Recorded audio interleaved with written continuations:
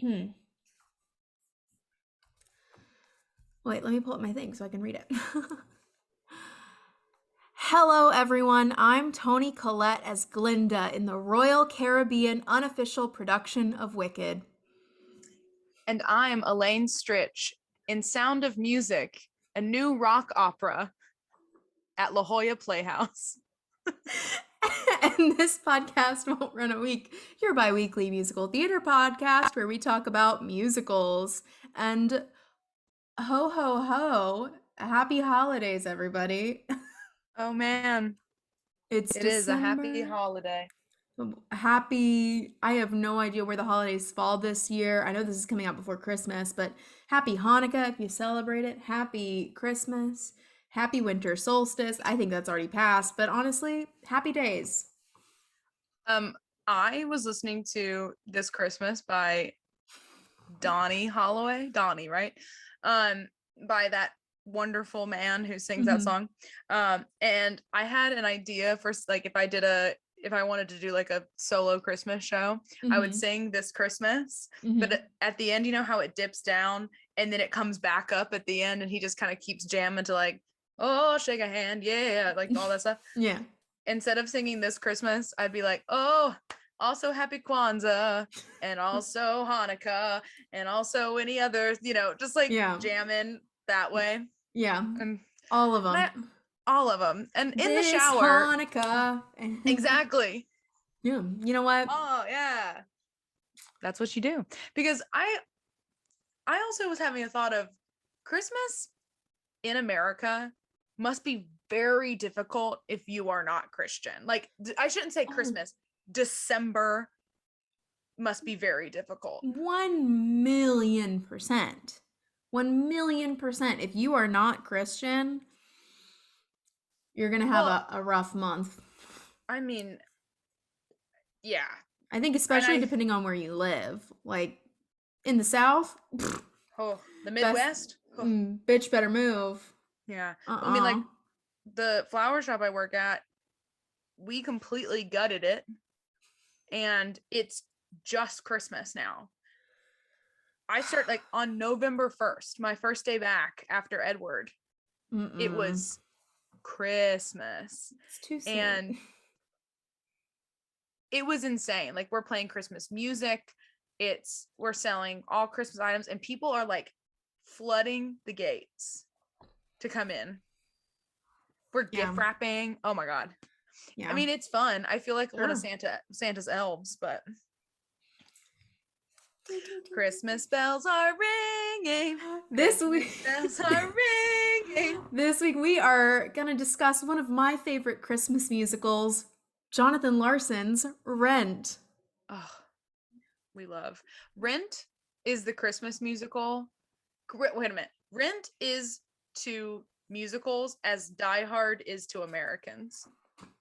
I I literally had the thought this morning as I was brushing my teeth. I was like, if Die Hard is a Christmas movie, then Rent is a Christmas musical. I fully agree. And you know what? I stand by that. This is the Mm-hmm. hill I will die on. Well, it's also like very Nightmare Before Christmas as well because of the sheer fact that it spans numerous holidays. True, it does have a song called Halloween, and it spans a whole year. We have And New Year's, yeah. New Year's Eve. Yeah. So, we're talking about Rent. This is especially exciting because we both watched Tick Tick Boom very, very recently. So Oh, we're in the mood for some Jonathan Larson in our lives. Tick Tick Boom was so good. Tick Tick Like Boom. it was transcendent. Like it was stunning. Yeah.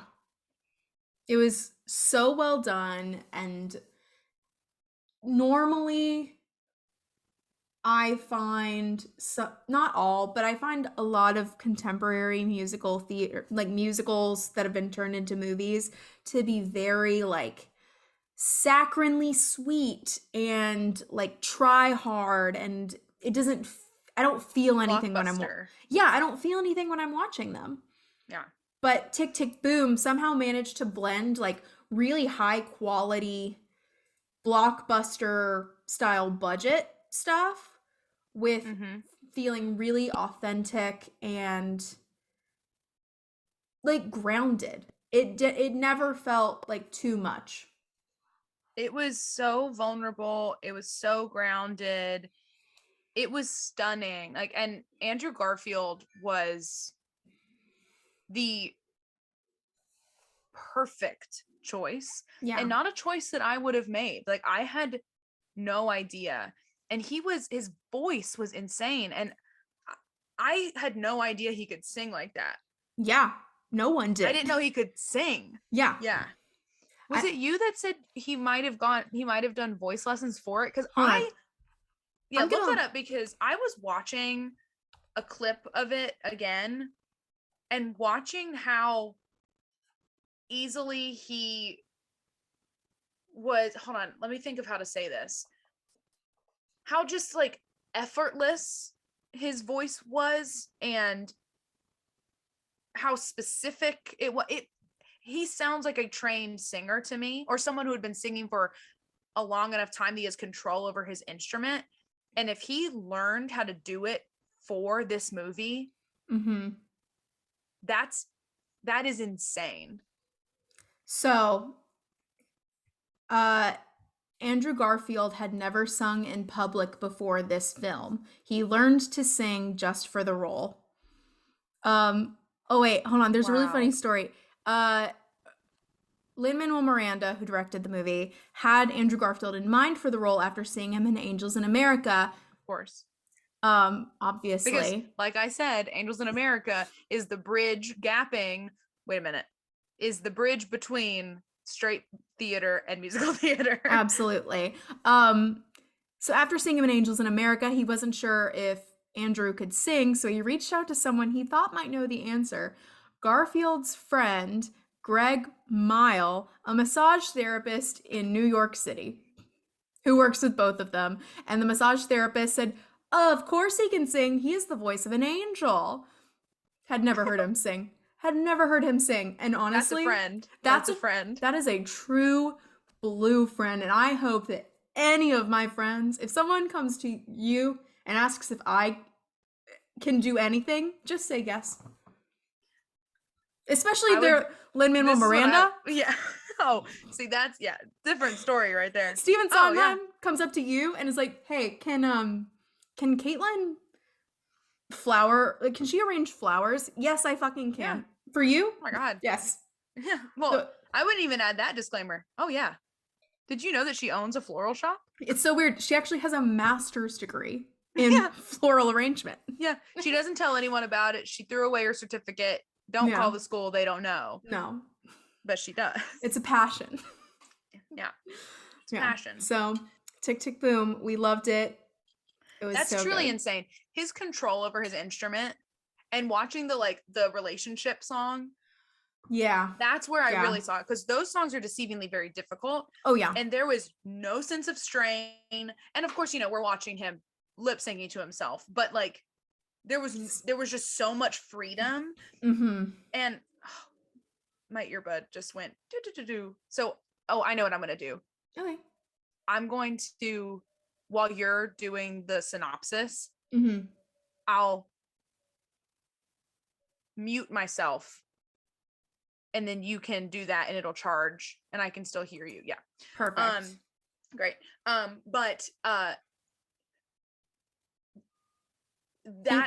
that's a master's level of or I shouldn't even say yeah, no, that's a masterful level of control and to be able to control it so much while looking so easeful while doing it and Mm-hmm. being so easeful, that takes years because it Yeah. is such a muscular Mm-hmm. activity and he did it so well. I genuinely thought that this boy has just been like sleeping on us and like not showing his voice. No. Yeah. Yeah. I was so shocked. He's and that phenomenal. is even more shocking to me. That is what it takes to be at that level of acting. Like, and it's a masterclass. Like it's a masterclass and he's so free the whole movie. Mm-hmm. Like look, this is not a Tick Tick Boom episode, but I could probably do a full episode just on his like physicality Yeah. throughout the movie. It's phenomenal. If you haven't watched Tick Tick Boom, take that What are rock you off of doing? you and go watch it. Yeah. Jesus Christ, it's so good. But we are talking about Rent, and Rent, there is so fucking much that happens in this show. So I'm going to get right into the trivia so we can get right into that synopsis and chit chat about it. So get ready. All right. So in 1988, a playwright named Billy Aronson wanted to create a musical based on Puccini's La Boheme, in which the luscious splendor of Puccini's world was replaced by the coarseness and noise of modern New York. Jonathan Larson, then a 29-year-old composer, joined on as a collaborator in 1989. Together, they composed Santa Fe, a song called Splatter, which was later reworked into the song Rent, and I Should Tell You, which is very impressive because those songs all made it into the final cut. Hold on one second. My computer, let me put you on Do Not Disturb because I'm sick of hearing that little ding. All right. In 1991, Jonathan asked Billy if he could use the original concept and make Rent his own. They agreed that if the show went to Broadway, Aronson would share in the proceeds and be given credit for the original concept and additional lyrics. Great. Jonathan Larson had like super high and very ambitious expectations for Rent. His ultimate dream was to write a rock opera to bring musical theater to the MTV generation, which is something that is touched on in Tick Tick Boom, that he wants to bring musical theater to the MTV generation. Jonathan Larson focused on composing Rent in the early 1990s while waiting tables at the Moondance Diner to support himself, again in Tick Tick Boom. He ended up writing hundreds of songs, hundreds, and made many, many drastic changes. The show ultimately contained 42 songs. It is a full show. It is the music is like 90% of the show, which is great because that makes it an opera.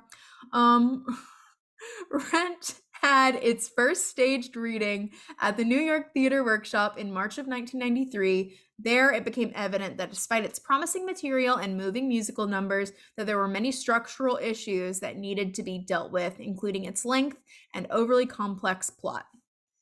That workshop of Rent starred Anthony Rapp and Daphne Rubin Vega, who both originated the roles that they ended up playing on Broadway, Mark and Mimi. Very exciting. Um, the show continued to be worked on, and it kind of was continuing to grow and change and evolve until it was gonna open off Broadway. Very exciting.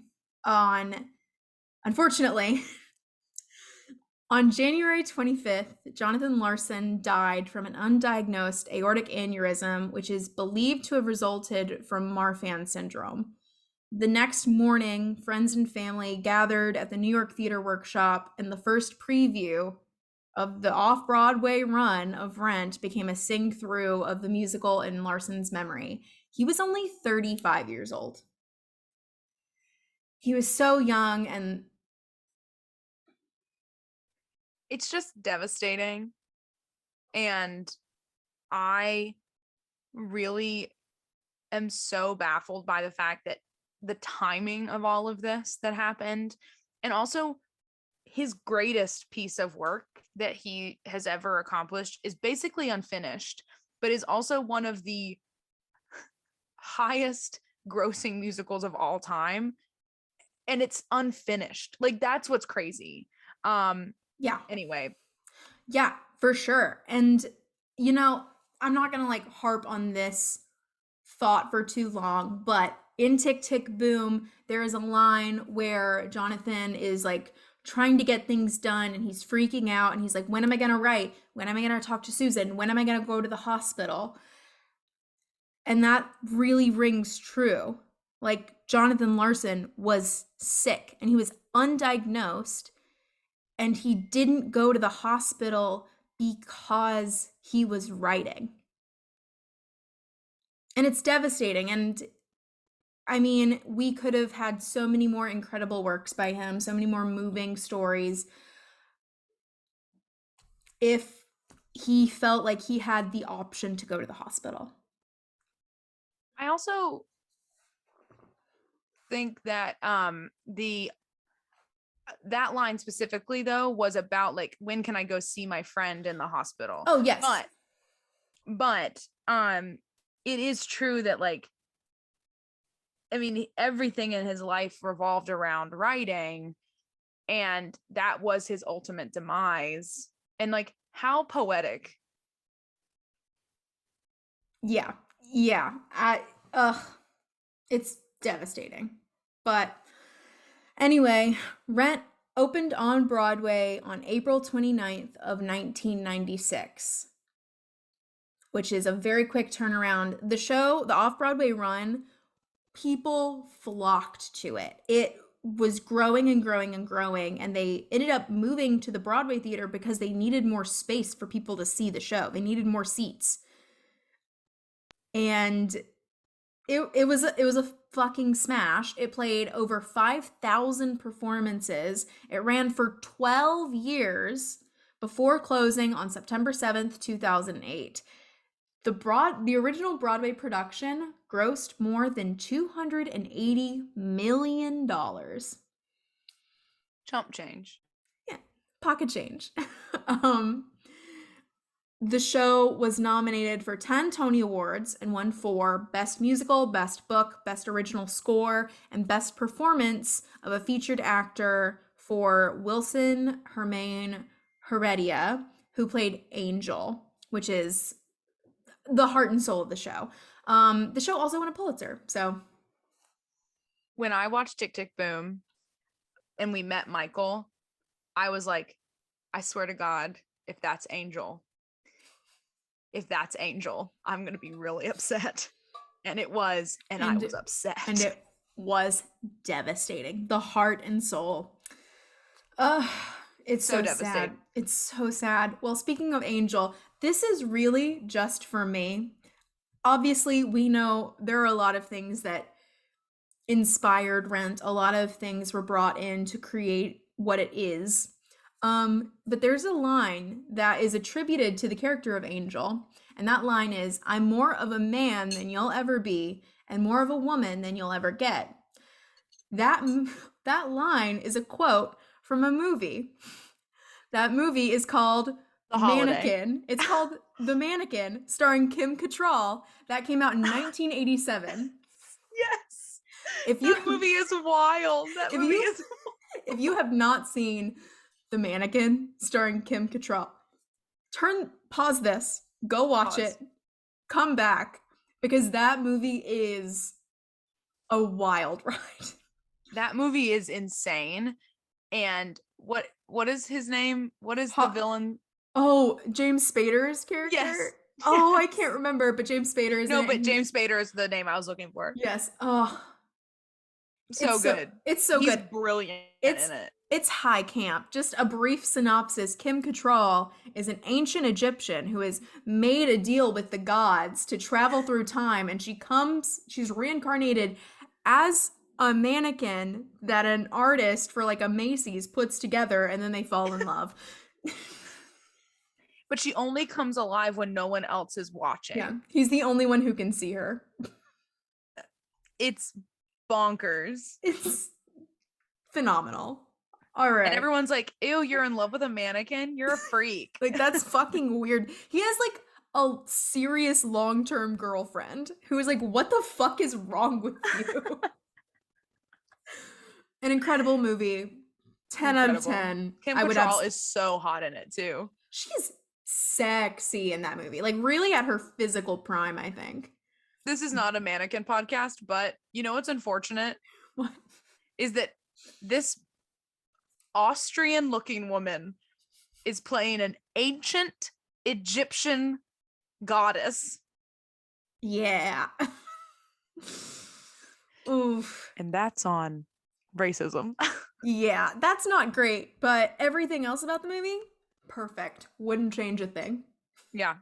All right. I wouldn't even change that because it adds to the camp, honestly. Honestly, it's high camp. Is it bad? Yes. But do I still love it? Absolutely, it is. 100%. God, yeah. All right, let's get into the synopsis. So, on Christmas, yes, I am gonna now take this out fully. So you just keep trucking. just go. Oh, I will, Yeah. because there's a fucking lot. Yeah. All right. All right, on Christmas Eve in Manhattan's East Village, two roommates, Mark, a filmmaker, and Roger, a rock musician, struggle to stay warm and produce their art. Mark's mother leaves him a voicemail wishing him a Merry Christmas and trying to comfort him since his ex girlfriend Maureen dumped him. Their friend, Tom Collins, a gay anarchist professor of computer age philosophy at New York University, calls and plans to surprise them at their apartment, but is mugged before entering. At the same time, Mark and Roger's former roommate and friend, Benny, who has since become their harsh new landlord, has reneged on an earlier agreement and now demands last year's rent before shutting down their electrical power. Excuse me. However, Mark and Roger rebel and resolve not to pay the rent they can not wait. However, Mark and Roger rebel and resolve not to pay the rent they cannot pay and which they were promised would not be a problem in the song Rent. English is hard. That was a weirdly worded sentence. Wikipedia, get it together. Meanwhile, Angel, a cross dressing street drummer, presently out of drag, finds Collins wounded in an alley and tends to him. The two are immediately attracted to each other, each learning that the other is HIV positive. It is revealed that Roger also has HIV, which he contracted from his last girlfriend who died by suicide after learning of her diagnosis, causing Roger to fall into a depression. I didn't know she killed herself. I thought she Oh, died of AIDS. no, close on Roger, his girlfriend April left a note saying she got AIDS before slitting her wrists in the bathroom. I have heard that lyric over and over and over, and it still didn't hit me. This is your Adolfo is Italian moment. Yes. Same thing. Whoa, that really blew my mind. I've this whole time have been like, she died of AIDS, which hence the trauma of Mimi having AIDS and his fear of her. Whoa. Wow. Wow. We learn something new every day, kids. Something that is blatantly in the lyrics. It's all right. It's all right. Listening is hard sometimes. They don't do that in the they removed that from the movie, don't they? I don't think they mention it in the movie because there's like the 2005 movie is weird. It's good, but it's weird. Um, Mark leaves the loft while Roger stays home, trying to compose on his guitar without success. He wishes desperately to write one last song to be remembered by before he dies, in the song One Song Glory, which is not a good song. Their neighbor, Mimi, who is an exotic dancer and junkie, shows up at their apartment asking for help with lighting her candle, flirting with Roger in the process. However, he is clearly hesitant to return her affection. Meanwhile, Joanne, a lawyer and Maureen's girlfriend, receives a voicemail from her parents. At last, the missing Collins enters the apartment, presenting Angel, who is now in full drag, and shares the money that she made and the amusing story of how she killed a dog to earn it. Mark comes home and Benny arrives, speaking of Maureen's upcoming protest against his plans to evict the homeless from a lot where he is hoping to build a cyber art studio. Hold on one second. My phone is like dinging and I need to mute it. Don't know why I'm so popular right now. I start recording and everyone wants to talk to me. Everyone wants to know what I'm doing. All right.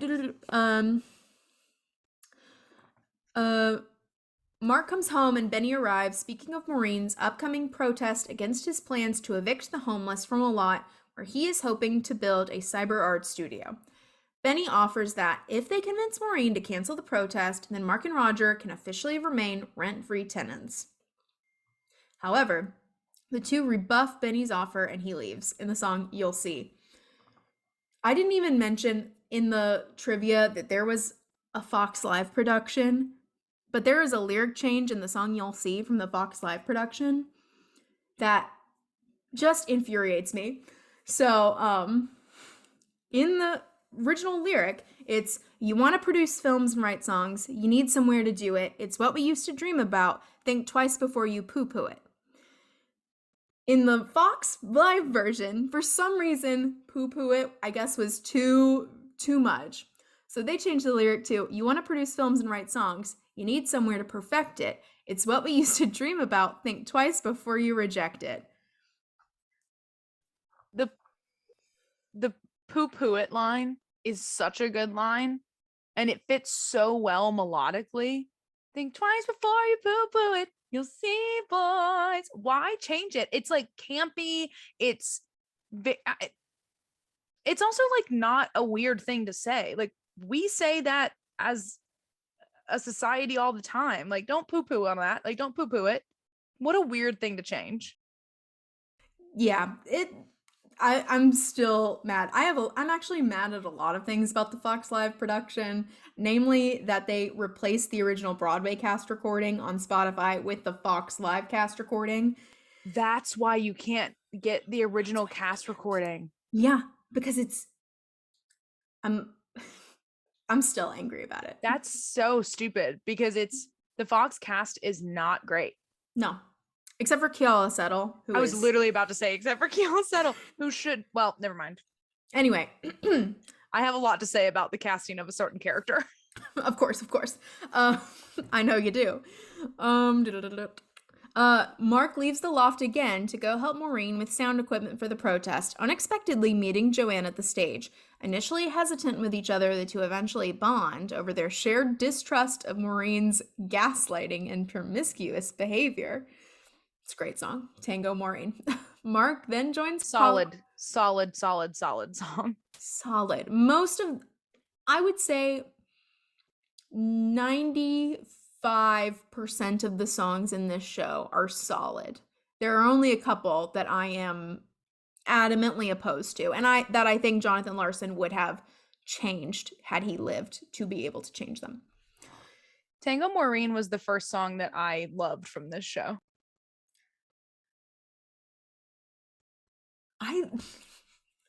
Mine was La Vie Boheme. That was the one for me. Fair. Anyway, Mark then joins Collins and Angel to film their HIV support group meeting while Mimi attempts to seduce Roger alone in his apartment. Roger is extremely upset by Mimi's intrusion, demanding that she leave him alone and resisting any romantic feelings he may harbor for her. After Mimi leaves, Roger reflects on his fear of dying an undignified death from AIDS while the life support group echoes his thoughts in the song Will I. Will I is so simple but so beautiful. It's really just like around, and it's just people singing this same simple lyric, and it's just so devastating. Also, in the movie, what's his name? John Mayer plays the character that starts it, and it's if you would blink and miss it that's him. Like it's so weird. I had fully forgotten that. No. Oh, so random. Fuck. Okay. Collins, Mark, and Angel protect a homeless woman from police harassment using Mark's camera, but she chastises him because she believes they only did it so Mark could make a name for himself from her situation. Fair. To lighten the mood, Collins talks about his dream of escaping New York City to open a restaurant in Santa Fe. What is it with musicals and Santa Fe? I don't get it. Listen, this song, though, is one of the greatest songs ever written, in my opinion, and I don't even know what it's about. Don't even know what it's about, but I love it. I don't. Like, what the fuck does Santa Fe have to do with anything? At all. Who knows? Who knows? But listen, I'm obsessed with it. It's so good. And Tom Collins is such a great role. Anyway, moving on. Yeah. Such a great role. 100%. Um, where am I? Oh, soon Mark leaves to check up on Roger while alone. Collins and Angel confess their love for each other in the song I'll Cover You. Another incredible song. I could say that, I could say that about almost every song. But it's really just a beautiful love song between these two people, and oh, it's so good. Joanne hectically prepares for Maureen's show, trying to balance all the people calling her at once in the song We're Okay, which is hilarious because she's like at a payphone and she's like two cell phones and she's talking to like three people at once. It's hilarious. Before the performance, Roger apologizes to Mimi, inviting her to come to the protest and the dinner party his friends are having afterwards. At the same time, police, vendors, and homeless people prepare for the protest in the song Christmas Bells. Christmas Bells is my favorite song in this show. You bring up this song more times rather than not, and it's so funny to me.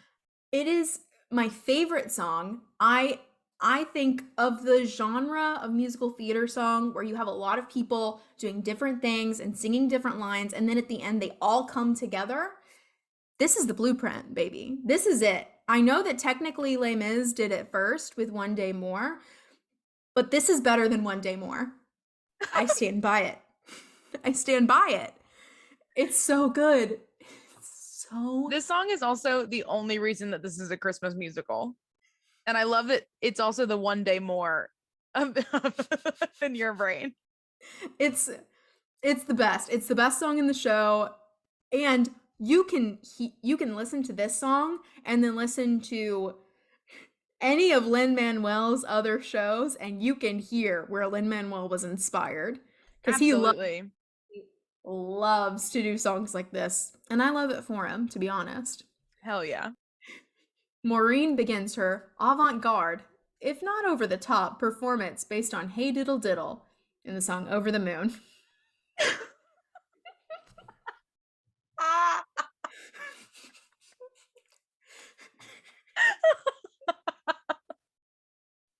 Wait, was that a reference to something that happened this summer?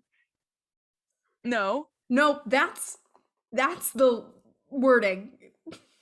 Oh, okay. Because the reading that Rachel and Emily and I did this summer, Yeah.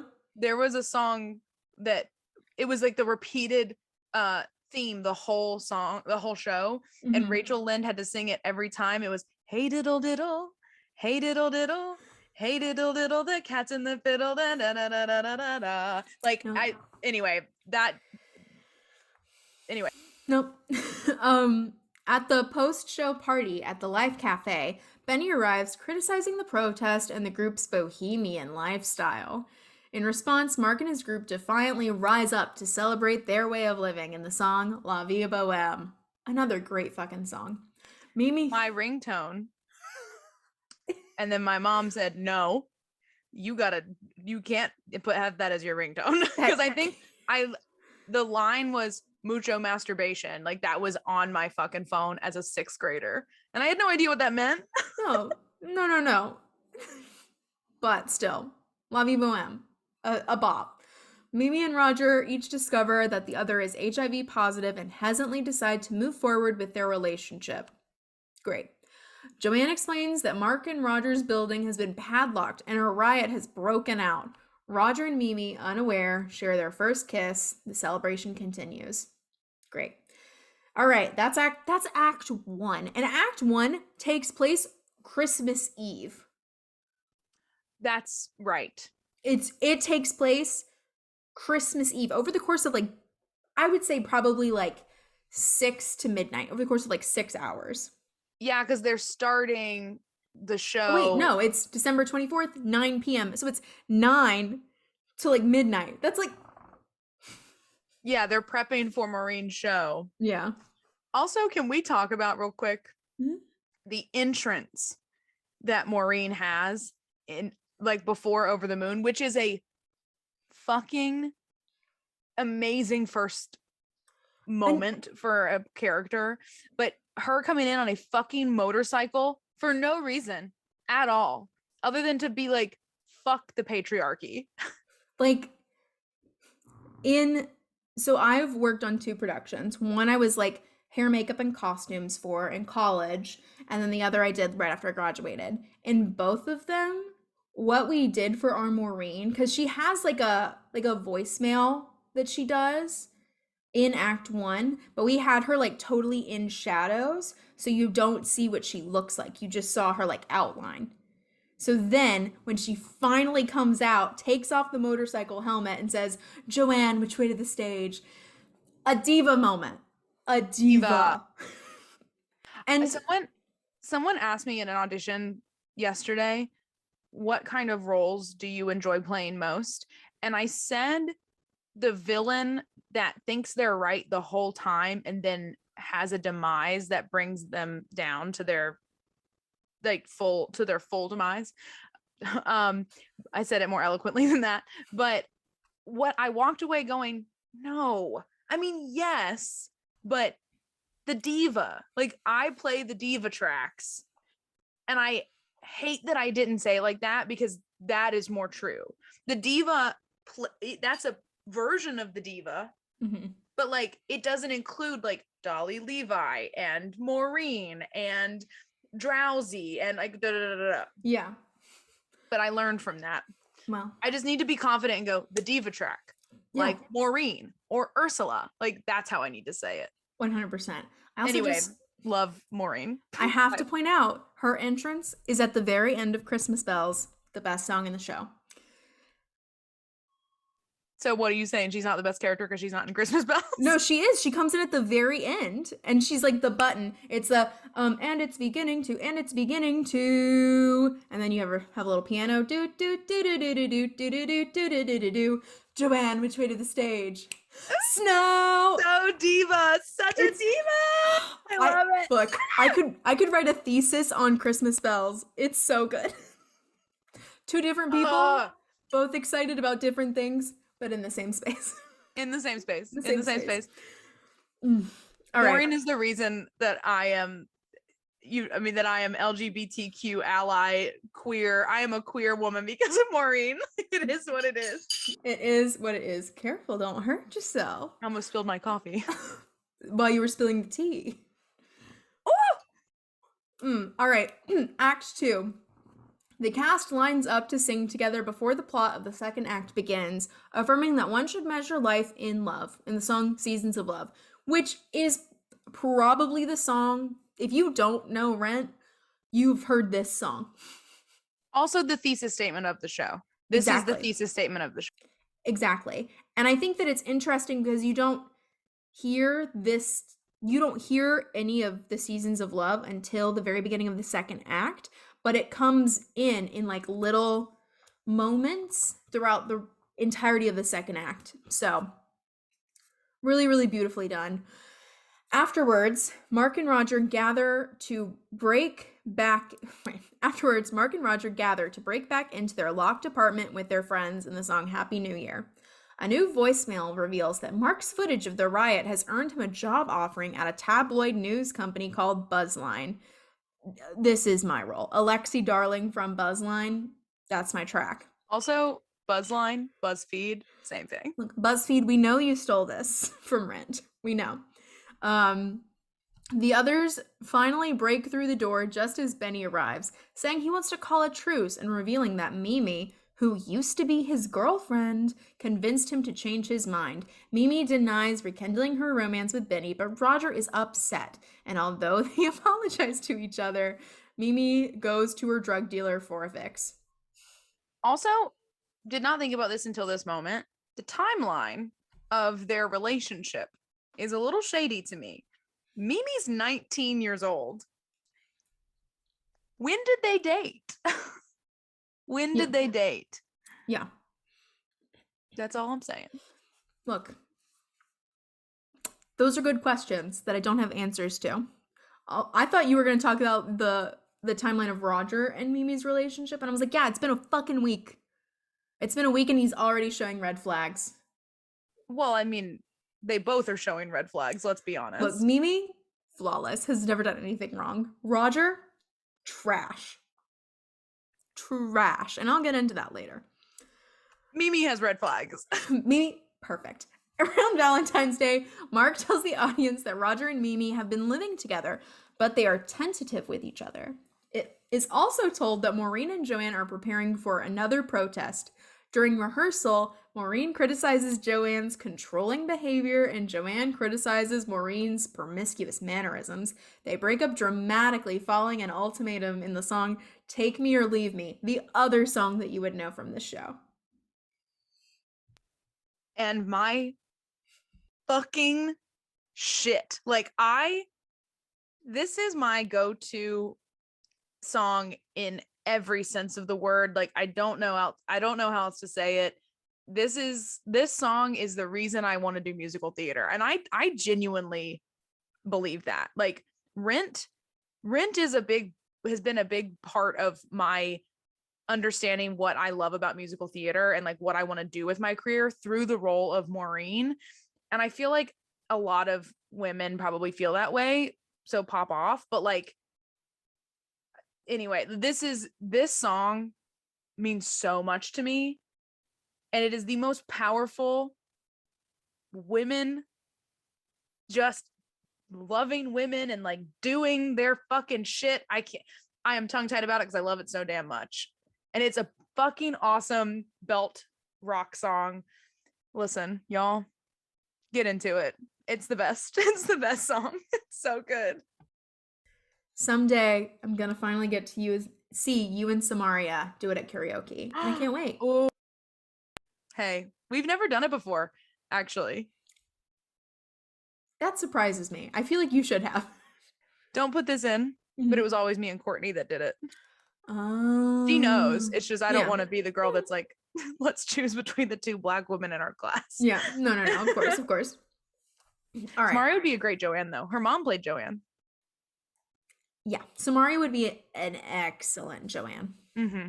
Ugh. Love it. She wants to be Mimi, which also she'd be a beautiful Mimi. Mimi is her track.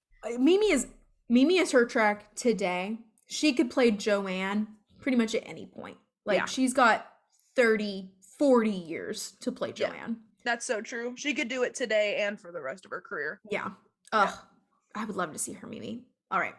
We got to continue. Time progresses to spring. Seasons of Love B. See, they're tying it in.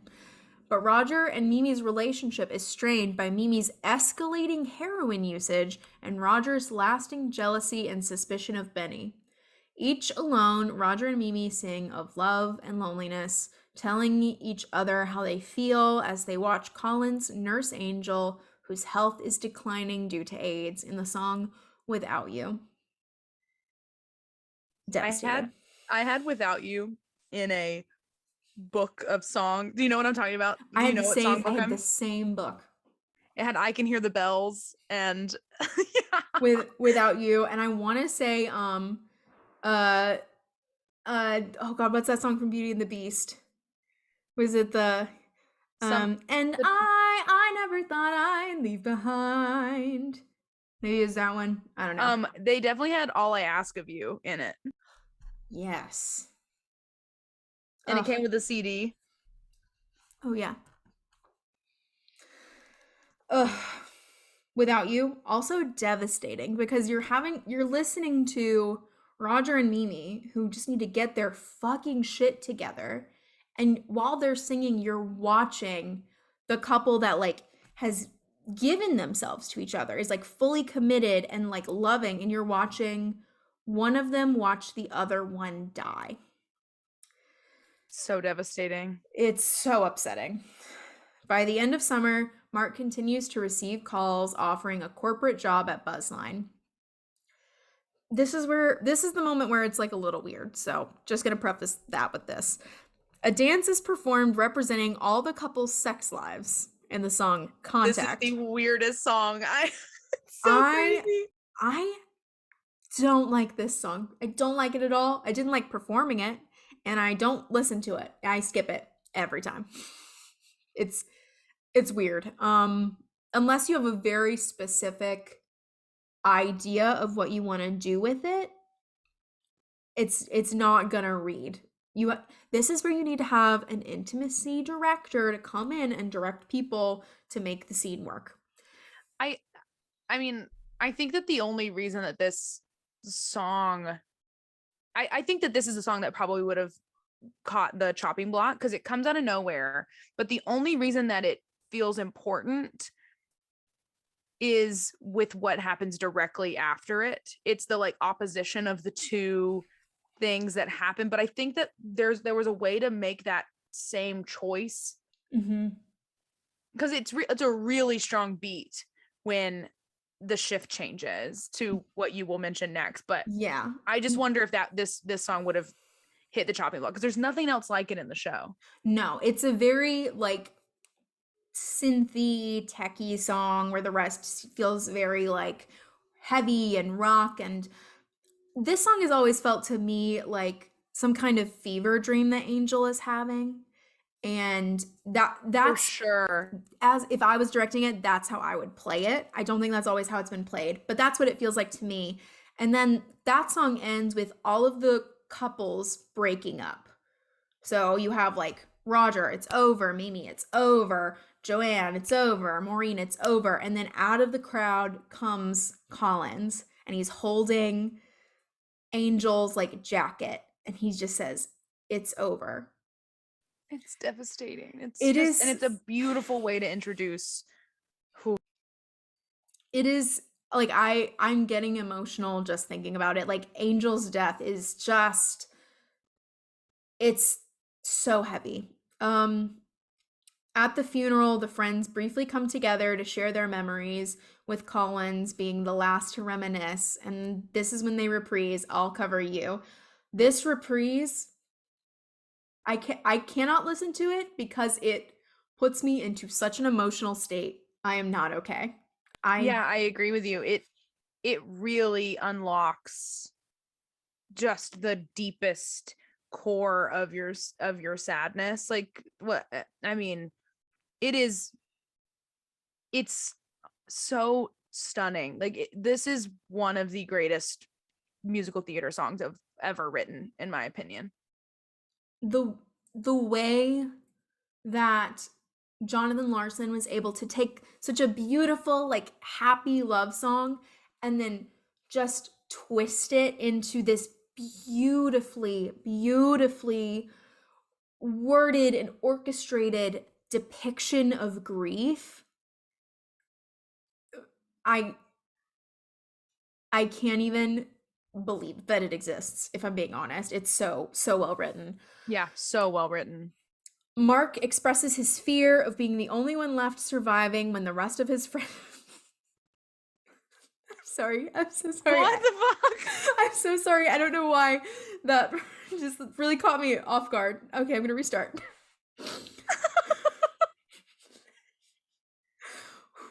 Mark expresses his fear of being the only one left surviving and the rest of his friends die of AIDS, and he finally accepts the corporate job. I hate you.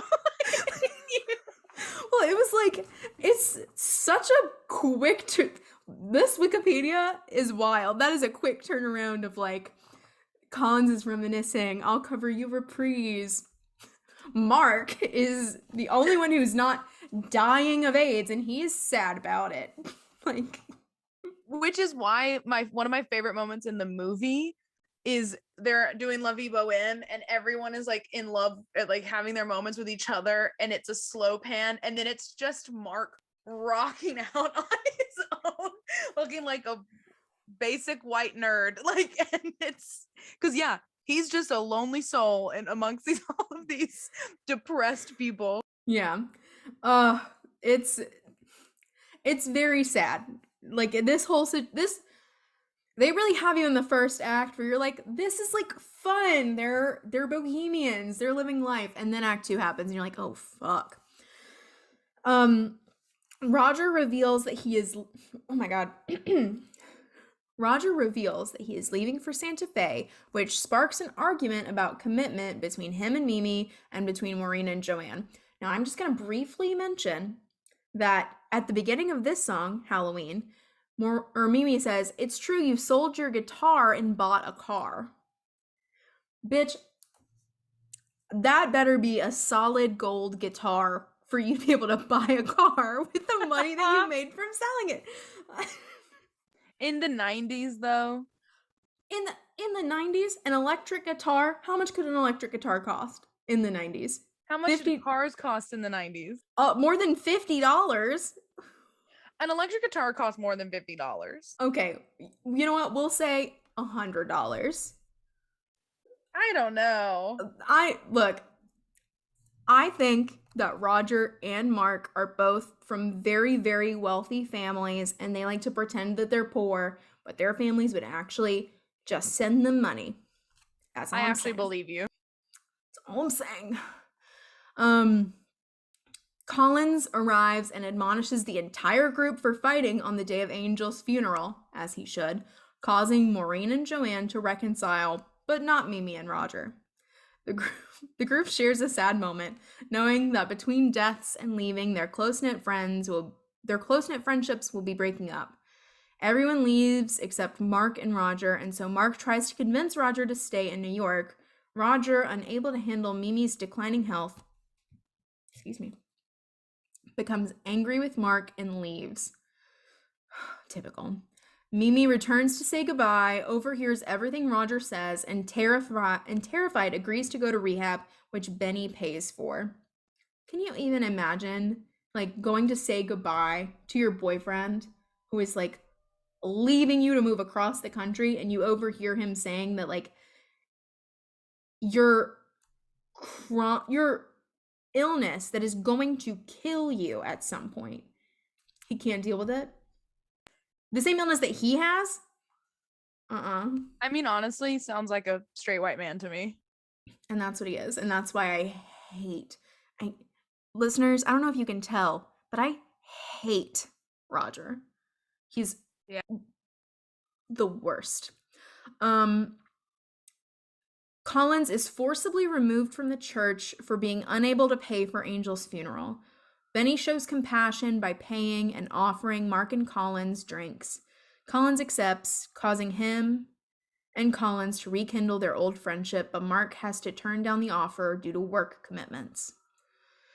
Sometime later, both Mark and Roger simultaneously reach an artistic epiphany as Roger finds his song in Mimi and Mark finds his film in Angel's memory. Which, going back to Tick Tick Boom, I think is really apt because spoiler alert for Tick Tick Boom, if his friend is Angel, then he found his story in that. So, beautiful, beautiful, beautiful. Roger decides to return to New York in time for Christmas while Mark quits his job to devote his efforts to working on his own film in the song What You Own, which does not have to go as hard as it does, but it is a fucking bop. I love that song. I love it. I love to put that song on, blast it in my headphones, and walk down the streets of New York. It's a main character moment. It is the moment. The characters' parents, concerned and confused about their respective situations, leave several worried messages on their phones, which is a great little situation. Very fun. On Christmas Eve, exactly 1 year having passed, Mark prepares to screen his now completed film to his friends. Roger has written his song, but no one can find Mimi for him to play it to. Benny's wife, discovering Benny's relationship with Mimi, has pulled Benny out of the East Village. The power suddenly blows and Collins enters with handfuls of cash, revealing that he reprogrammed an ATM at a grocery store to provide money to anyone with the code ANGEL. Beautiful. I also love how it's presented. He goes, all you have to do is put in the code ANGEL. And let me tell you right now, wait a minute, I think I just did it. If I ever had to play like a character like that, I would spell that wrong every single night. ANGLE.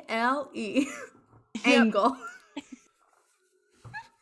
Oh my god. This is when the show gets campy for me.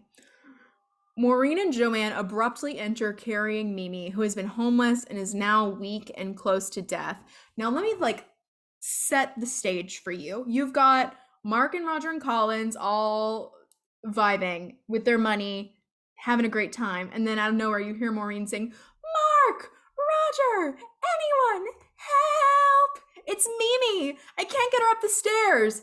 And then in the moment of top tier, top shelf camp, Rogers Roger has to go, "No." He says I no. love it. No, it's so awful. It is awful. And there is no good way to do it.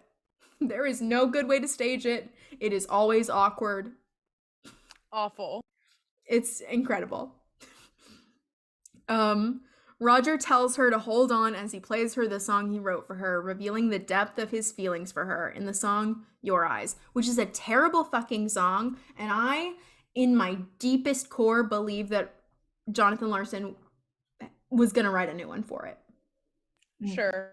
That Your Eyes, as we said, are goodbyes. That's bad. From the same person who did I'll Cover You Reprise. No. Yeah. I don't buy it. Mimi appears to die, but abruptly awakens, claiming to have been heading into a white light before a vision of Angel appeared, telling her to go back and stay with Roger. The remaining friends gather together in a final moment of shared happiness and resolve to enjoy whatever time they have left with each other, affirming that there is no day but today. And that is the show. Oh. It's so good. It's so good. And you said earlier, and I have to agree with you, like Rent, and I think a lot of musical theater people our age would agree, like Rent was very influential. I listened to Rent for the first time when I was in the 4th grade. Inappropriate. Very inappropriate. And I will never forget. I listened to it at like a friend's house, and I was like, "This is." Was it my house? No, it was Amanda Nifong's house. Oh, that makes sense. Yeah. But I listened to it, and I was like, "This is so good." I had great taste even from the start. I was like, "This is so good." I need to own this CD. How am I gonna get it? I don't have any money, and So you stole it. So what I did was I put it on my Christmas list. And I was like, "Dear Santa, I want the Rent original Broadway cast recording." Mom, knowing that Santa was just gonna like give it to me. Like Santa wasn't gonna, like Santa's not worried about the content, you know? Mm-hmm. Looking back, my mom was like not gonna listen to it before she bought it for me. And so I got the 2-disc set when I was in like the 5th grade. And I listened to it on my little portable CD player. And I'll never forget my mom like overhearing and being like, I don't know if Santa would have brought that if he knew that it said some of those things. And I was like, "Well, too bad, Mom." Santa gave it to me. It's permanent. So, it's such a good show. I love this show. I love this show. I really, really, really, really, really want to be in this show. And I'm sad I've never been in this show. It's crazy to me that I've done this show and you haven't. It is my show. Like it is. This is a world I live in. Yeah. Yeah, I watched the movie first. Mm-hmm. And my mom showed it to me, and I just like remember being like, whoa, like what is this, Yeah. And specifically like being just like transfixed by Maureen, Mm-hmm. just in awe that a woman can be like that. Idina Menzel in this, Idina Menzel, untouchable. yeah, Just absolutely incredible. yeah. Yeah. Over the Moon I know Take Me or Leave Me, I had like a fucking conniption when we talked about it, but like Over the Moon is such, I think it, hold on, let me think about how to say this. Over the Moon encapsulates a lot of like what I do, what I love doing as an actor. Mm-hmm. It's campy, it's comedy, but it's also grounded and driven in something really true, which is the not the riot, I'm sorry, the protest of helping the homeless off the street. And it's just all encompassing. And it's so bonkers. It's so bonkers.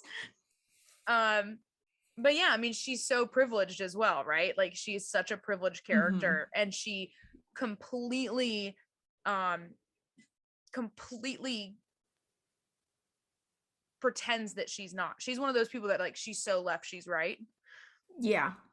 Yeah. Like, Um, I think that obviously not all the characters because I firmly believe Mimi is like an actual poor person. oh yeah, Angel, actual poor person. Collins might not be poor, but he is saddled with debt. I believe yeah, that.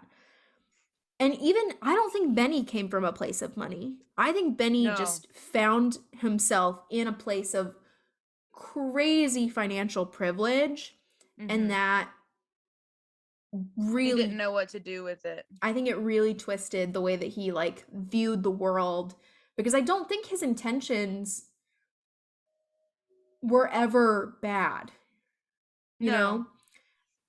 I think like cuz in You'll See he's like I want to create a studio that is going to you're going to be able to do the artwork that you want to do and you're going to make money off of it. Like I'm yeah, trying to create the best possible situation for you guys cuz you're my friends. Now, does that make it okay to kick homeless people out of the lot that they have been sleeping on and not give them a place to go? No, that does not make it okay. But mm-hmm. as I've gotten older, I have developed not a lot, but definitely some empathy for Benny. I really think a lot of the time he's just doing his best and he's fumbling along the way. Yeah. But Mark and Roger and Maureen, though those are people whose families are able to take care of them financially. 100 I agree 100%. with you. That's a hot take, but I totally agree. I'm very on board. Like what do they not have jobs at all? Like what does Maureen do when she's not doing her performance art? Waiting tables? No. Bartending? No, she's not doing anything. Well, she's She got a rich girlfriend. she's got a rich girlfriend who works fucking hard, Yeah, very, very hard. very hard. And like Mark and Roger, neither of them seem to have jobs either. So they have to be getting money from their families. And it's this like poverty tourism that I really especially after like living in New York and seeing the way that people live here, Mm-hmm. I don't vibe with it. It gives me very trust fund kid who lives in Bushwick. Yeah. Yeah. I mean, I have a name that I won't say. Yeah, oh yeah, for sure. There's a certain type of person who lives like that. And, you know, they might be 26, 27, and have never had a job before. Or 29. Or, you know, nearly 30 and never had a job before. Like a job. I'm like, you know, occasional artistic work, sure, but I'm talking about a job. Yeah. Something they've never had to pay their bills by themselves. Exactly. Never had to worry about money because mommy and daddy send them an allowance once a month. Anyway, there's a certain type of person, and I don't vibe with that person. And I think that's probably one of the reasons why, like, I specifically hate Roger because of that. And also, he's such the stereotypical musical theater boy. Yeah. Like, I would rather hang out with Mark than Roger. Roger, disgusting, awful. Yeah, Roger's a bit of a mess.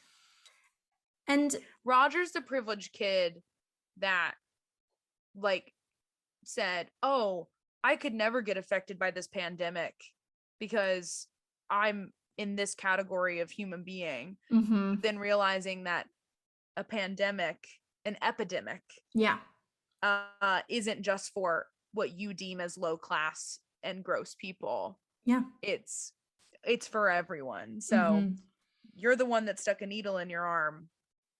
Sorry. yeah. Like, that's, it's unfortunate, but yeah, Oh, it's there's, very unfortunate. But it's like, well, I mean, there are no signs that his HIV status ever moves into AIDS status. mm-hmm, And it is really upsetting that like the straight white man who has HIV is one of the only characters who like never shows actual signs.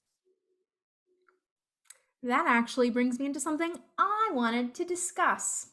Oh, well then So, go ahead. in doing my research on the show, I learned about a couple of questionable. Actually, hold on one second. I'm gonna turn on the light because this darkness is tripping me out. Hold on. It's spooky. It's spooky.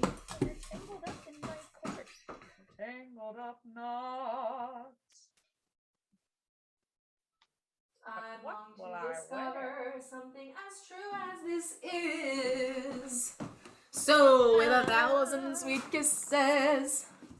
All right, that's much. Seymour's pulling a Grinch Stole Christmas and is like all mangled up and tangled up knots. Okay, there we go.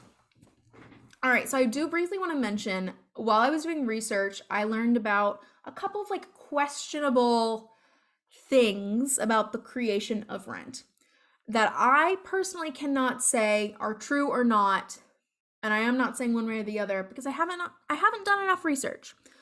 But one of those things is a woman named Sarah Schulman. She is a novelist, a playwright, a screenwriter, a gay activist, and an AIDS historian. Ooh. She claims that parts of Rent are plagiarized from her 1990 novel, People in Trouble. I haven't read People in Trouble, so I can't stay. This is a long standing issue. Like, it has never really been cleared up if it's true or not. I will say, based on an interview from I think 2016 that I read, I'm a little iffy on it because the specific example she points out is the triangle between Mark, Maureen, and Joanne. She says that she, as a lesbian, was like in a relationship with a married woman, and the married woman ended up like leaving her husband for her, and it was very messy. And you could definitely see the resemblance. But that specific situation is semi autobiographical because a similar thing happened to Jonathan Larson, where he had a girlfriend who left him for a woman. So, It's also like you don't have a monopoly over uh of heartbreak yeah, in the LGBTQ plus community. Like, abs- absolutely. I I can't say for sure. I would love to read the book to be able to have a stronger opinion, but I will say that I do agree with one point that she makes, and that it's a it's a bit of an issue that the protagonist of this story that carries the stories of so many marginalized people is a straight white cis man. yeah. And I totally understand Jonathan Larson was a straight white cis man. That was his lived experience and that's where he was writing from. I totally get it. But I do think of Jonathan Larson as queer though. I mean, But he is still a straight white cis man. yeah, he might be queer, but we will never know as far as like what his sexuality was. We only know that he dated women. Yeah. But that that I hadn't thought about it until I read her like thoughts on that. I was like, yeah, it is a little bit weird that we're seeing this story of so many marginalized characters and then we have this beautiful example of a queer relationship with Collins and Angel. And Angel dies from AIDS. But then we have a heterosexual relationship between Roger and Mimi gets to live. Yeah. Even though in La Boheme, Mimi's counterpart dies, I think Mimi should die, if I'm being honest. That's my real hot take. I think Mimi should die at the end. Well, I wonder if she does die and it's a bit of a like dream for Roger that you know what I mean? Like Yeah. I think he probably this is what I think happens. Listen, I love a good this isn't the reality kind of Mm-hmm. a play on things, right? Yeah. Roger leaves. Roger's gone. Yeah. And I think Roger kills himself. Ooh, okay. And this is life flashing before his eyes. Like what reality could have been. Interesting. So do you think he dies before? Oh, wait. Do you think he dies before What You Own or after What You Own? Before. Interesting. That's interesting because I was thinking if he dies right after What You Own, what if his death was an accident?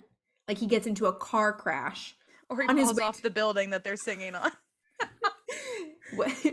he gets hit by a bus, Mm. dies as he should. And but that's really interesting. I hadn't thought of it like that. I've The ending is too perfect after everything that's happened. yeah. And it just feels like there was a way that I think that it truly is a fever dream. We've already seen a fever dream moment earlier on in the play Mhm. with Contact. Mhm. And why not, like, that's setting up that this is a reality, Yeah. right? Like, and that Mhm. is a reality of people who have AIDS. Like, you do have hallucinations. Sure. Maybe look, Listen to the let's you and songs in I my heart. produce a production. You'll play Maureen. I'll play someone in the ensemble slash You'll the play Alexi. Mark. Bitch, don't tease me. You would be Mark. Are you I kidding? would That's your real track. I would love to play Mark. You'd I be a would great Mark. I would love to play Mark. The when No, I'd during actually cast you as Roger just spite you. and I would do it, but I would be not happy the whole time. But One there song, Glory. glory. Oh my god. Okay, two quick things and then we should probably do dreamcasting. But one, there is a in the fight song Halloween where Mm-hmm. like Mimi and Joanne are both like screaming at Maureen and Roger and Uh-huh. Mark comes in he's like come on guys chill. Yeah. You. Yeah, I listened to that today and went me. That's Yeah. my role.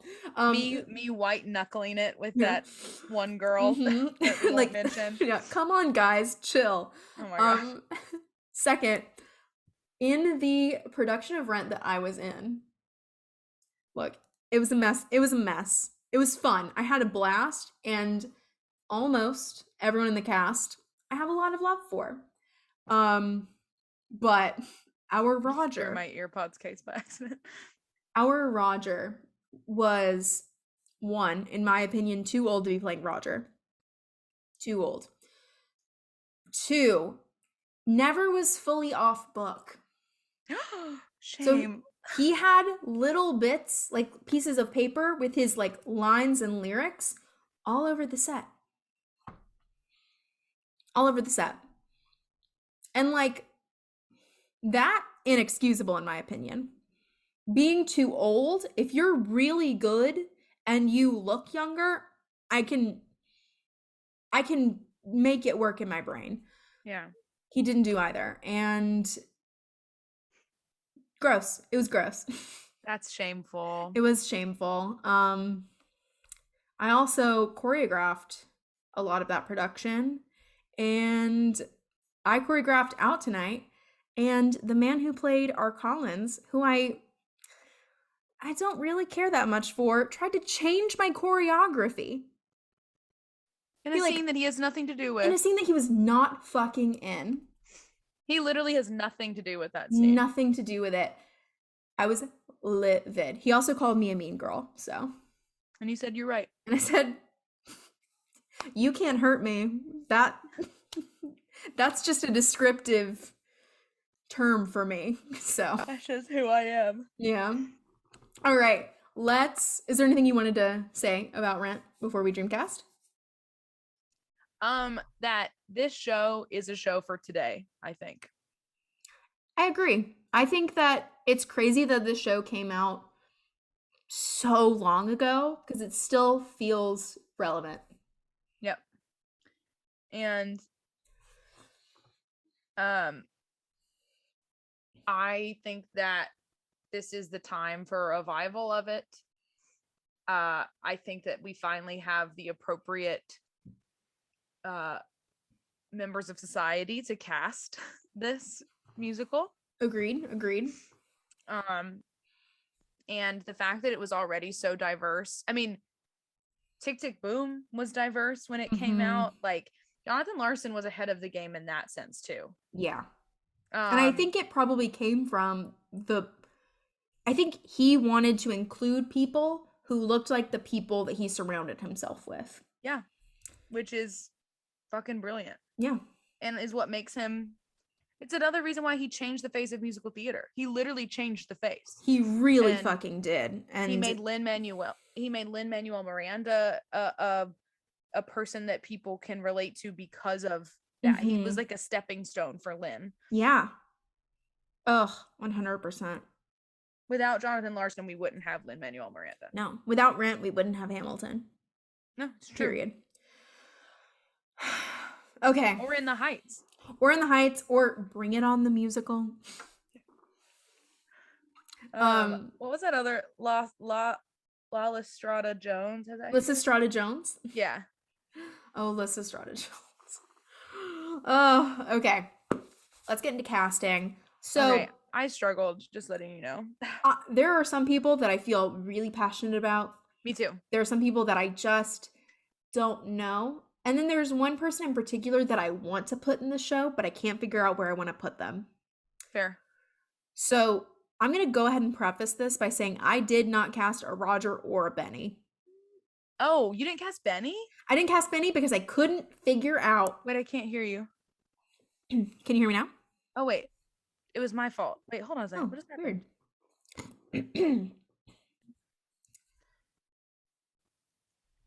Okay.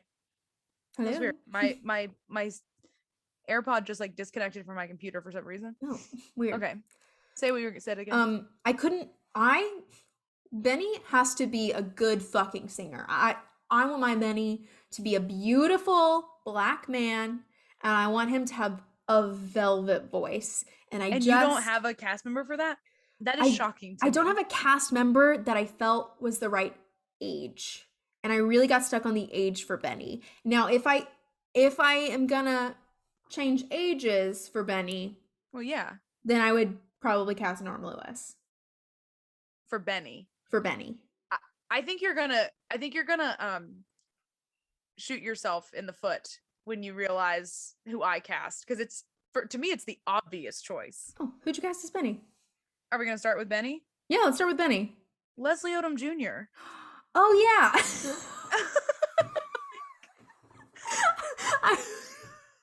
Come on. Look, you literally described Leslie Odom Jr. when you beautiful, black, incredible voice. Who could I possibly cast? Velvet. There's no one. There's just not anyone like that. Who can do it at this time right now? Literally, Leslie Odom Jr. could walk into this part. You're right. I didn't think of him at all. That's so funny to me. I was like, we're gonna have the same one for that. No. Wow. Oh, I also want to say that I went out of my way. I want my production of Rent to be the gayest production you've ever seen. I went out of my way to try to find actors who are all either any kind of LGBT or genderqueer. That was my like goal.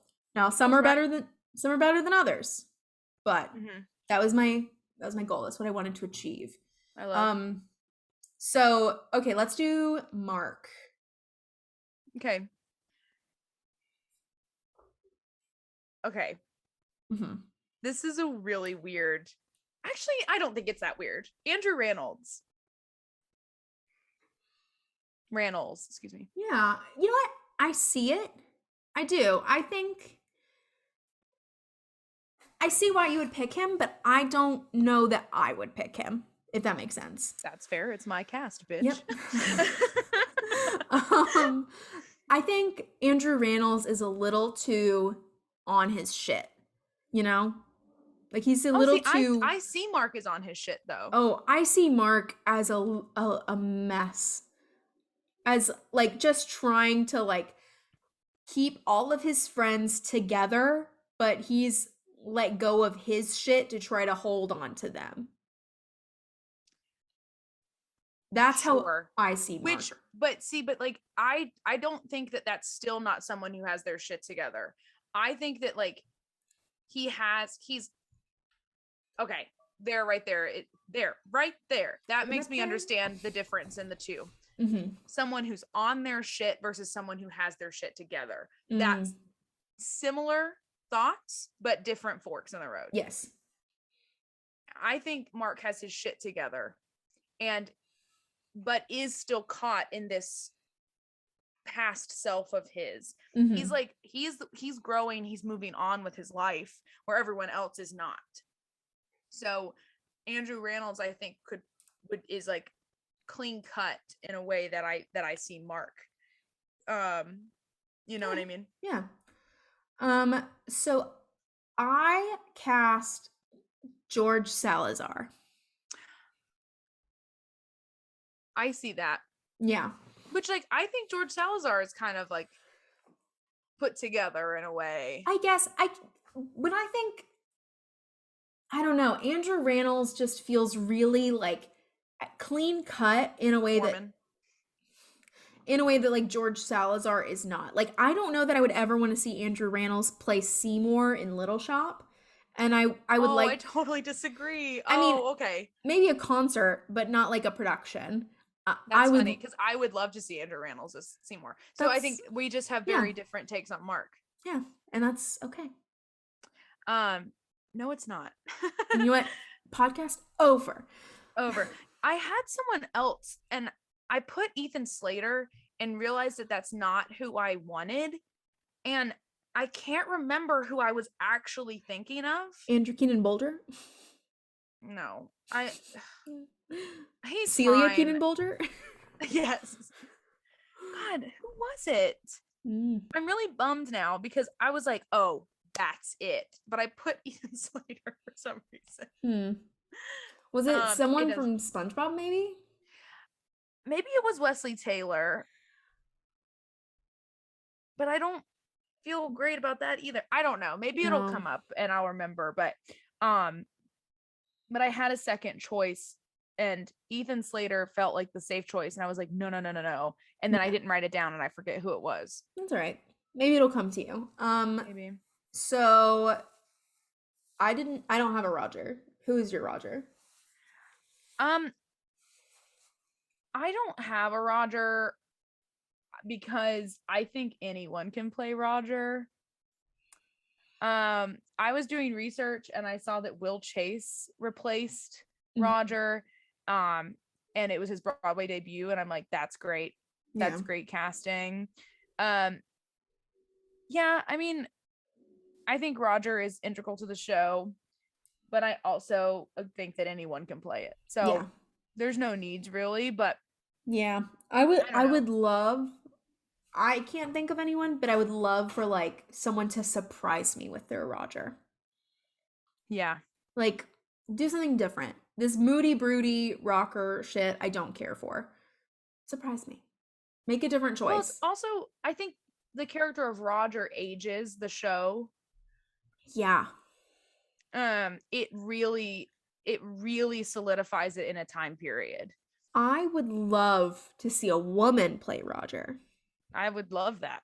But I couldn't think of anyone at all to that I was like that I thought could do the like rock voice, but yeah, you look excited. Um, the who I cast as Mimi is who Mhm. I would want to cast as Roger, so I'm gonna wait. Okay. Okay, well then do we want to do Mimi next? I mean, I guess it makes sense. Yeah. So tell me, who is it? It's the woman from uh oh god, no, her name's escaping me. Oh no, oh no. It's the woman oh god. Oh god, what is her name?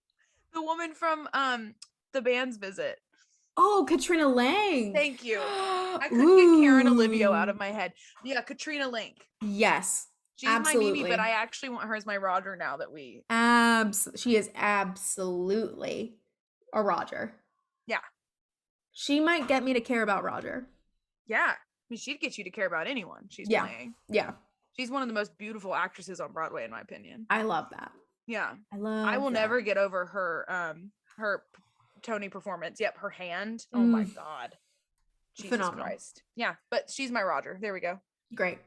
Which makes me be like, I don't have a Mimi. That's okay because I have two possible Mimis. Okay, My gut choice for Mimi, and I think you're gonna think this one is weird. You actually might think great. both of them are weird, but I definitely think you'll think this first one is Eva Noblezada. I thought about her. I really did. I Yeah, really did. But I didn't put her because she's Filipino. she's Filipino Mexican. She's Oh, then never mind. What I was about to say, moot point. Yep. I looked it up because I was like, I want to pick her, but I want to be able to cast someone who is Latina.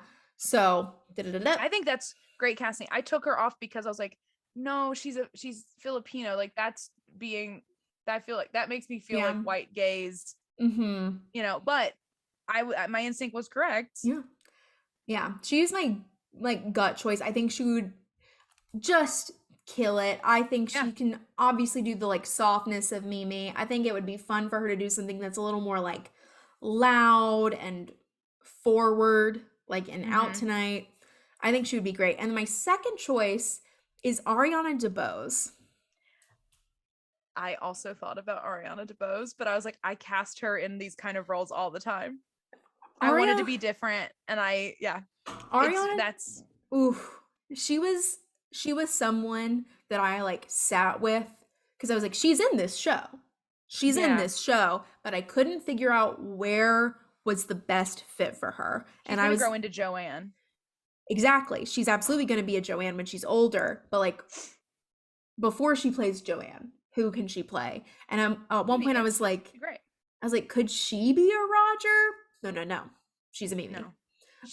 I think she'd be a great Mimi. I genuinely put her as well. That's so funny. It was Eva Noblezada and Ariana Ariana. DeBose, and I was like, no, that's so funny. Look at Okay. us. Look at us. Who'd have thought? Not me. Not me. So I want to hear your Maureen because I think You know my Maureen. I want to hear it. Kiela Settle and Bonnie Milligan. Mm-hmm. Maureen is a plus size role. Come at me. Like Maureen is a plus size woman. I agree. Bonnie Milligan is my first choice. Kiela Um, Settle, when it like in the 90s. mhm. I was pissed that they didn't cast Kiela Settle in the Fox Live version. It should have been her. Listen, I have a theory that they were going to cast her, which is why she was in it. Mhm. But then I think they freaked out and said, no, we need to sell this to a major audience. We need to bring in a name. Yeah. I am actively, I will sit on that fucking hill. I will. I won't fight you on it. I would love to see Kayla Settles Maureen. I'd love to Bonnie Milligan's Maureen. I know exactly what it's going to look like and I'm excited to see it. Yeah. I firmly agree with you. I also think Maureen is a plus-sized woman. However, another actress that I would like to see her Maureen she's a little old for it now, but back in her day, Jen Colella. Yeah. Like that feels so Yeah. obvious to me. Like her like kind of husky voice. I actually am more interested in her Joanne, if I'm being honest. I think she's a little bit stronger, a little bit more weighted in her performances. Mhm. Like I just watched Come From Away Sure. on Apple Plus Oh, on Apple TV. And there's just this like dreaminess and yeah, weight. Like that's just the best, I guess that's the best way to say it, yeah. in a She's way that I very don't see in Maureen. mhm. And I would love to see it, of Yeah. course. But I have a feeling that she's not as unhinged. And I could see, but the unhingedness that I would love to see her do is the like, we're okay moment. Yeah. I could see that. Yeah. And I think that huskiness would fit really well for Joanne. Yeah. But I'm also not in a disagreement. I think that she would be a great Maureen. Yeah. Um so I don't believe her as a bisexual. I think she is a bisexual. I think is she bisexual or is she a lesbian? I thought she was a lesbian, but She might be a full lesbian. I can't remember. I read a lot of lists that were like LGBTQ Broadway yeah. icons Yeah. and she was I on it, but I can't remember. and I shouldn't say I don't believe her, but I feel like the weight comes from the security of Yeah. I am into women, I am strictly into women, I am a hardworking, power suit wearing, strong ass woman. You A know what I mean? single mom who works too hard, who loves her kids and never stops. Never You know stops. what? Reba McEntire is my Joanne. We love. Oh my Oh my god. god. The season of the heater. Can you hear it? I can hear it. Okay, give me 1 second.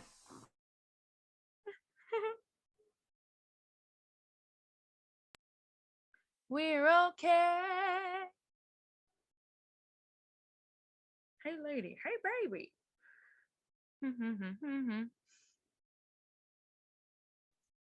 We're okay.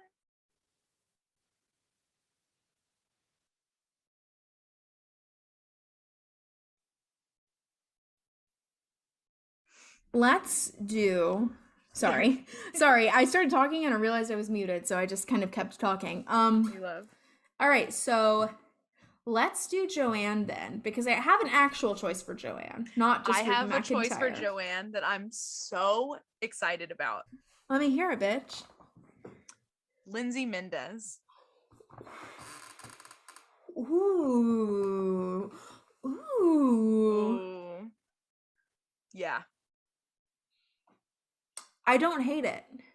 I know you don't hate it. I because don't it's hate it at all. inspired. She'd be very good. Yeah, she would act the shit out of it, and it's like right in her like vocal timbre. She would be brilliant in my opinion. Like I just again, she has that like that weightedness that I'm talking about with Jen Colella, and I would love to see it. I love that. The actress I picked as my Joanne is a woman named Anastasia McCluskey. I think Anastasia Beverly Hills. Anastasia Beverly Hills. I hope I'm pronouncing that correctly. That's how it looks like it's pronounced. But I saw her as Becky in Waitress, and that bitch can Go ahead. sing. Throw your Yeah, hands on me. me. Yeah. Like she's got that like kind of like chip on her shoulder, like grounded. She's just like a really grounded performer, even in like Waitress with Becky, who's a little bit like kind of Yeah. all over the place. I think that she would be beautiful. And oh, I just had another thought for Maureen. um Who? I feel I cast her in everything. Jesse Mueller. Jalen Josie. Oh yeah. Yeah. Oh, but like those two women doing Take Me or Leave Me, I'd be Jesus deceased. Christ. I would be dead on the floor. Yeah. Yeah. I What is happening? I don't know. Why does that keep happening? I Sorry. don't. It's okay. Um, I just like really think that Maureen is a plus size woman. The strength and Yeah. the having to say fuck the world. She's a big girl, like plus sized, but I would also love to see a tall fucking Maureen. Yeah, Like sure. I would put my Maureen in like platforms. Like I want her to Oh, for sure. tower over Mark. Yeah. Yeah. What? Oh, is it the feet thing? Is it the squishing thing? Yeah. You know who Oh, is a Mark oh yes, in I the real do. world. Absolutely. Absolutely. Absolutely. Oh, all right. Let's keep moving. So next, Collins. Okay. I feel very good about my I want Collins. to hear it. What is it? I wonder if it's the same It. person. I don't know. I feel like I picked someone like kind of out of left field. Oh, okay. I think Joshua Henry. Yeah. Yeah, Yeah. And absolutely. I'm surprised he hasn't done it, which maybe he has on like a tour or something and I Mhm. just don't know. But I He feel should like do it. this is his role. Yeah. Oh. And if I think if the can you hear Seymour snoring? Hold on.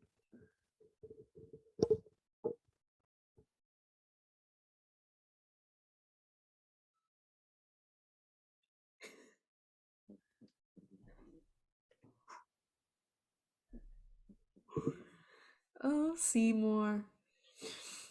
It would have been really funny if you like turned it up and you just hear a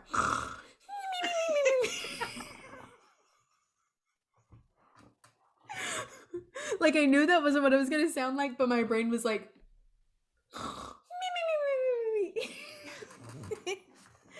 oh my god. Okay. You okay? I thought someone was coming into my door, but Just it's outside. Hello? um, oh, no. Joshua Henry should absolutely play Collins. I would be very surprised if he hasn't done it at some point. Yeah. But like he could still do it. If this was done, oh yeah. If this was done uh wait a minute. If the Fox Live version was done a couple years later, he Mm-hmm. would have been he would Yeah. have done it. Yeah. Victor Dixon was great casting. Mm-hmm. That's who did it, right? I believe so.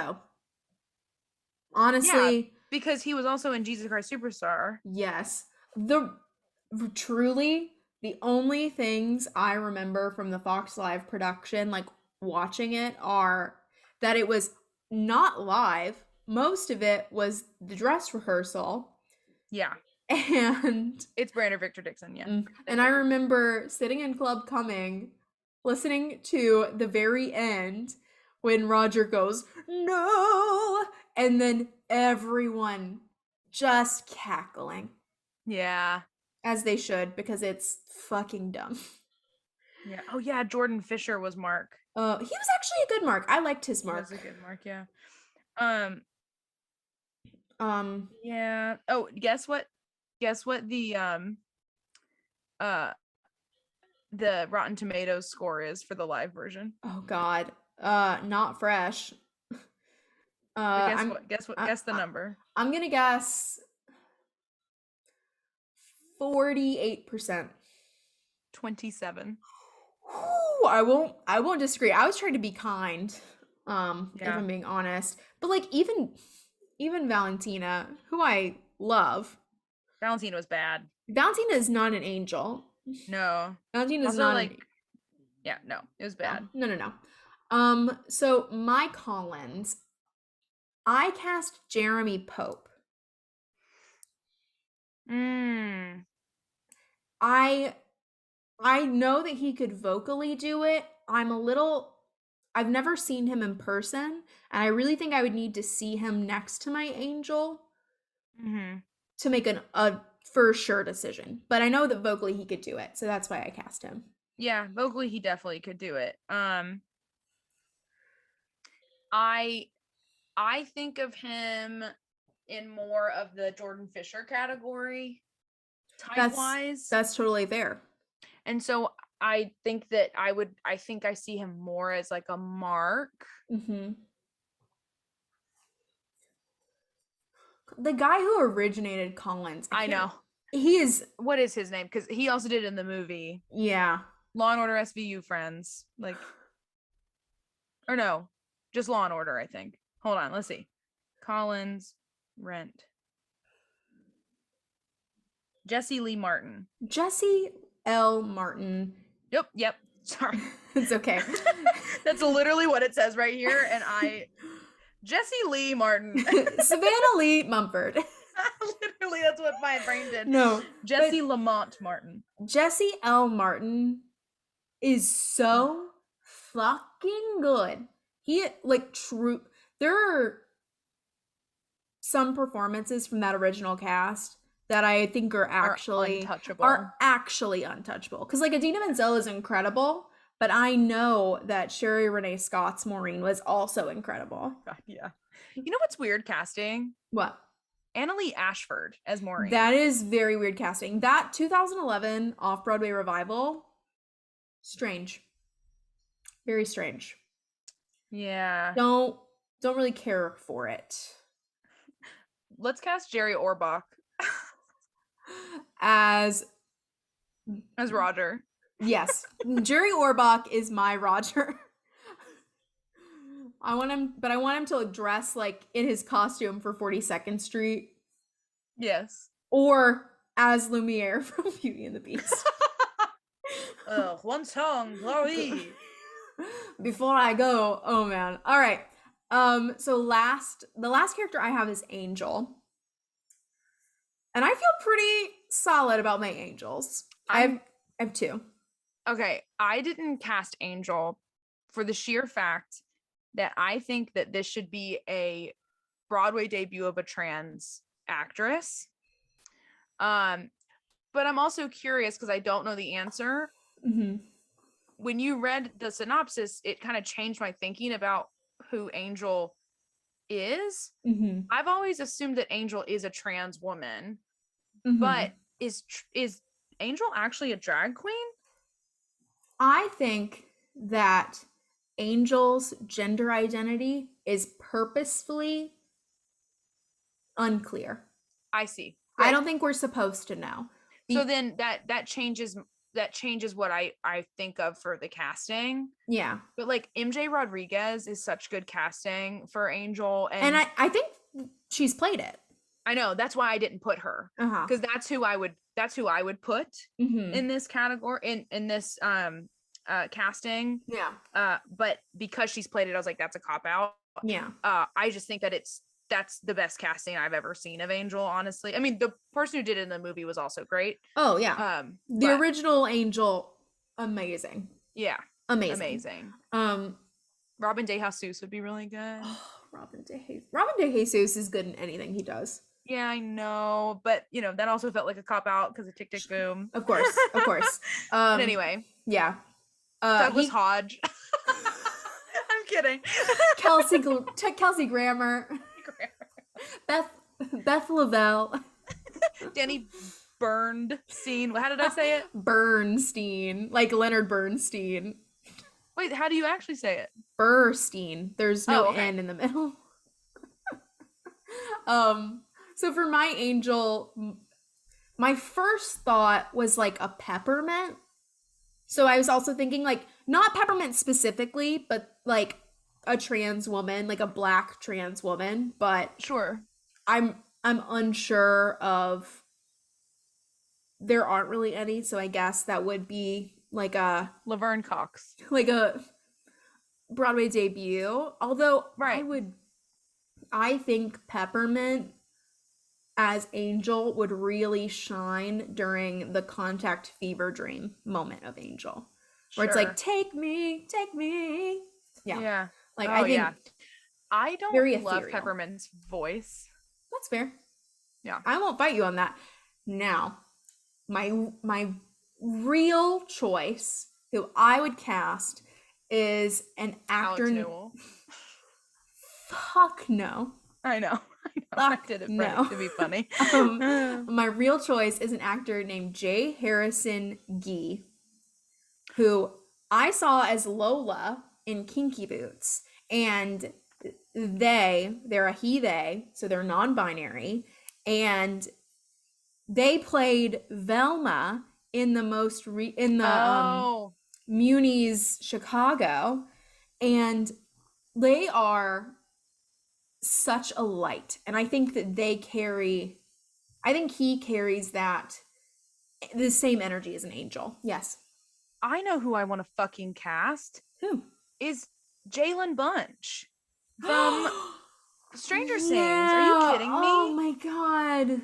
Jalen would be so good. Jalen is exactly like encapsulating what I also look for.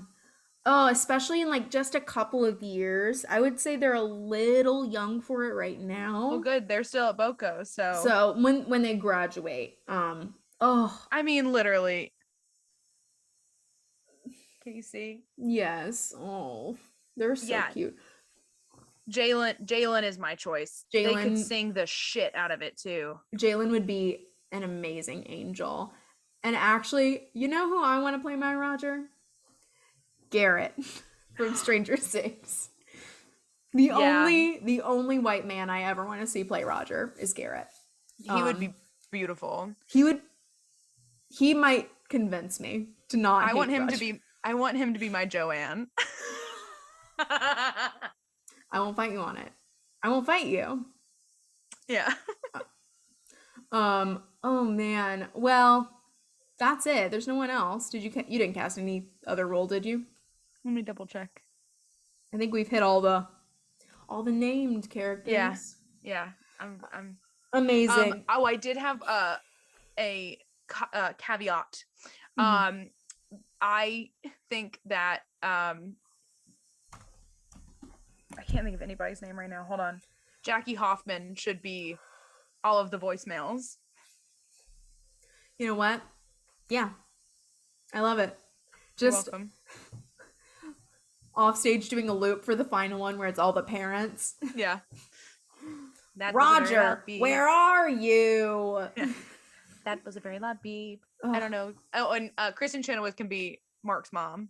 Oh, yeah. That was a very, very loud beep. I wish I could do a Kristen Chenoweth impression. I got stuck being Roger's mom for the final voicemail. Pick up your fall. I got stuck doing the I don't get these postcards. Moving to Santa Fe. Back in New York, starting a rock band. Roger, where are you? Oh, Roger, where are you? I love that though. I love that one. But I had to be Roger's mom. It just helped you solidify that you don't want to have children. Yeah, I was like, not for me. Get these tubes tied, bitch. Scoop them out. I just have to. 1 second.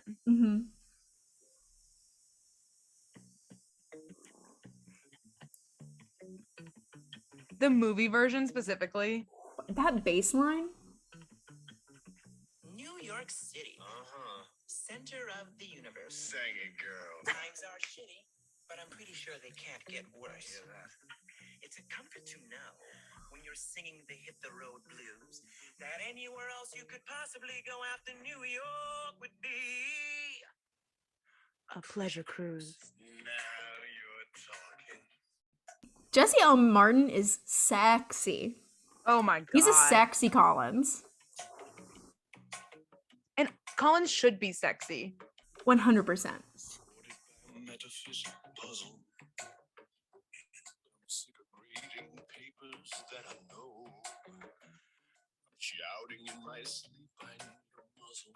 And all this misery pays no salary, so. Oh.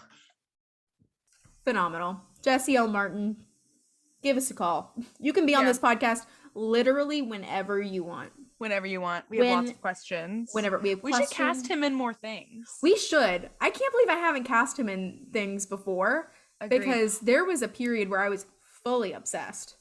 Oh yeah, same. Also, shout out to what is her name? Hold on. Daphne Rubin Vega. No. I don't like her. I like her better than Vanessa Hudgens, so. That is true. I do agree. Hold on.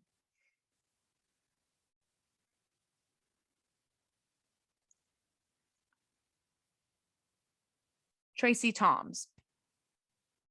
Yes. She is Joanne. She is Joanne. She is Joanne. It makes sense to me why she's in the like filmed version of the live stage show. Not the Fox Live, the filmed stage show. Which is much better and definitely more worth your time. Yeah. That's Eden Espinosa as well. Eden Espinosa, Adam Cantor, who I saw in Fiddler on the Roof. Is Adam No, not Adam. Sorry. Is Will Chase the I Roger? think Will Chase is the Roger in that. And isn't it Renee Elise Goldsberry yes, which Mimi? Is inspired Mimi casting. So good. That cast actually amazing. And I think you can watch that on YouTube. So, and it's really good. And it's very, very good. So we're gonna end it here. Ending thoughts. We love Rent. We are Rent heads. We love it. Next episode is going to be our final episode of the year. It is going to be a bit of a departure in both style and content. We're going to be doing White Christmas. Oh, a bunch of white ladies talking about a white Christmas. And we're dreaming of it. So be sure to listen for that, and we will talk to you later. You know what we should have done? What? How the Grinch Stole Christmas. Absolutely fucking not. With Matthew Morrison. That upsetting. That was so upsetting. It was very upsetting. With Dennis O'Hare. Dennis O'Hare, who was phoning it in. And you know what? I don't blame him. I would have to. Yeah. Oh my God. Pack. Yeah, I need to head out soon because I'm spending the night at Rachel's. I know. I talked to Emily on the phone today. Having a girls' night. Well, you would be invited too if you lived here. I know, but I'm just jealous. All right, that's it, guys. Bye. Okay, goodbye.